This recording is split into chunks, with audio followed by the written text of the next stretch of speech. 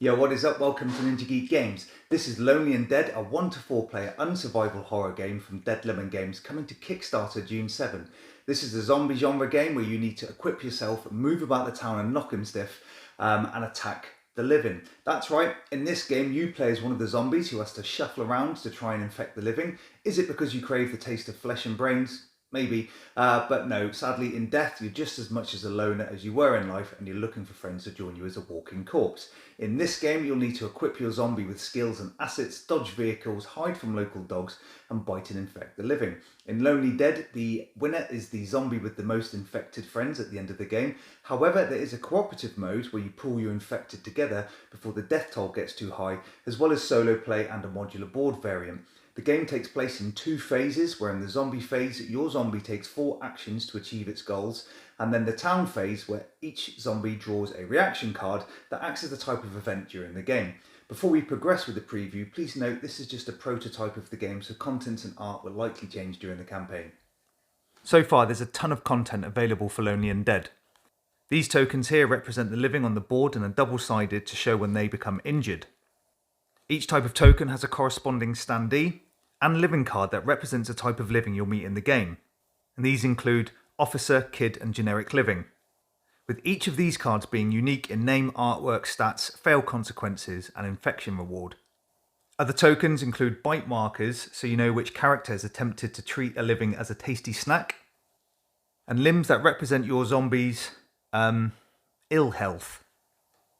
There is a huge stack of aid cards that become your hand that you can equip during the game to gain special actions, items, possible stat increases.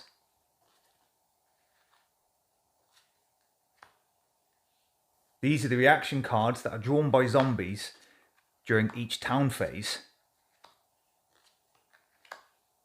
And the death toll cards, they give some negative effect when drawn if the death toll gets too high and are best avoided at all costs. During setup, you'll get to choose one of the 6 available zombies, each with their own standee and jumbo character card that include their stats, special abilities, and an area to store their limbs. The setup is very simple, and the board represents the town and all its shops, bars, schools, and other buildings. You'll need to sort through the living cards to pull out the officers and kids and place those in separate piles at the top of the board. However, 2 random officer and kid cards will be shuffled back into the generic deck, meaning you're not always 100% sure which living you'll be shuffling towards. Well, you're a zombie, what did you expect? The different living tokens, including the mayor, are placed in specific buildings, and if playing competitively, you'll also spawn random tokens using the D12 and this grid. The car token starts in this lane and represents panicked or crazed drivers that you'll have to avoid during the game. All of the decks are placed face down beside the board, where the death toll deck can be preset depending on your game variant.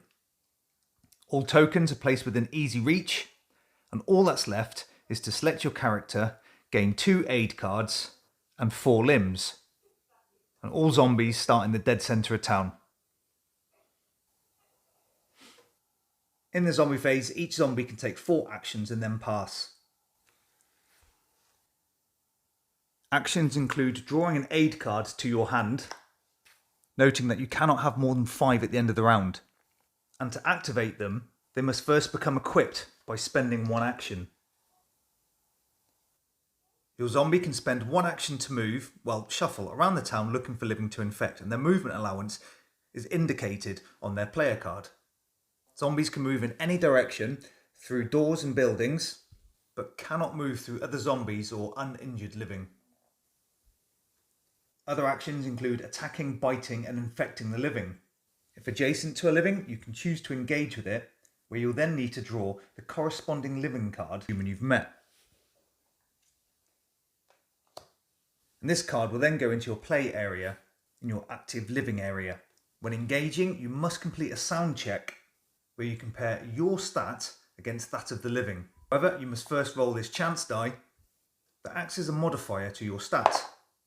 If you win, you can continue your turn. If not, you may have to suffer a failure consequence. That's indicated on the living card. Regardless of the result, you never have to complete a sound check for that living card again. For any living that you've sound checked, you can then attempt to attack them. And this follows the same process as the sound check. but this time uses the attack stat on the cards.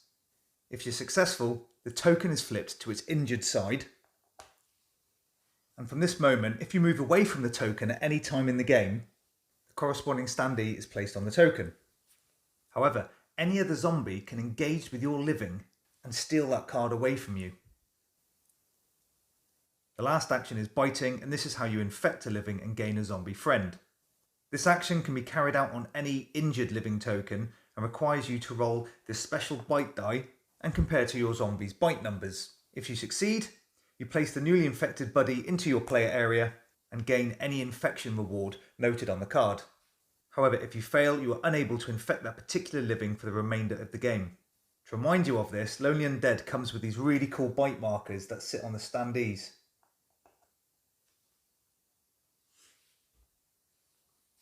However, if another player's zombie also fails the bite test against the living with a bite marker, the living is removed from the game and its token is placed on the death toll track. When the death toll reaches a certain level, players draw a corresponding death toll card that provides a nasty consequence. If you're going to bite someone, do it properly.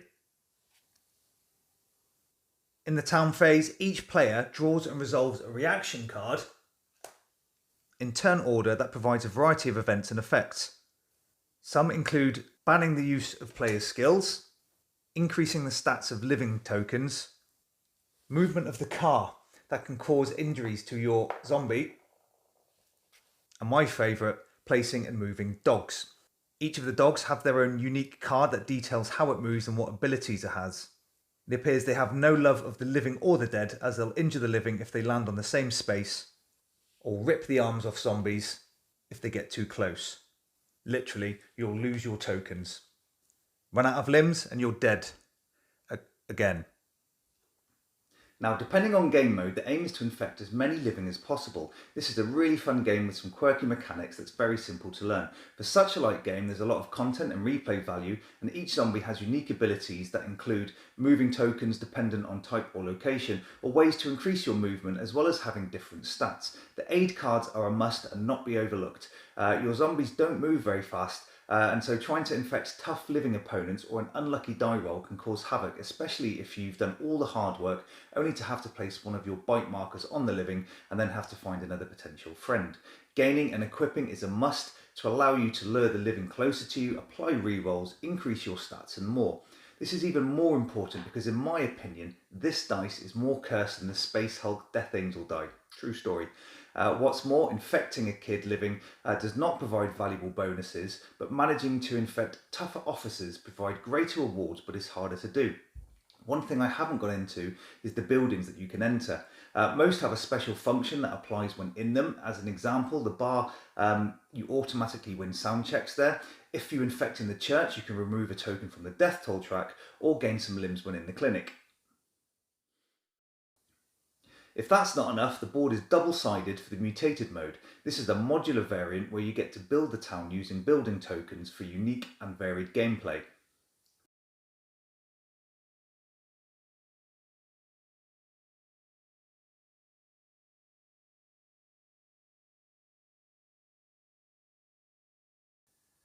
Lonely Undead offers multiple game modes with additional variants and therefore provides big replay value. There's a lot of luck involved when attempting the infection process, but this forces you not to overlook the aid cards. Competitive mode provides a great mashup of your own objectives as well as stitching up other players, only to watch your zombie get torn apart by dogs or run over by a car. If you like zombie games with a twist, then certainly check out Lonely Undead, coming to Kickstarter on June 7. This is Ninja Geek Games. Cheers.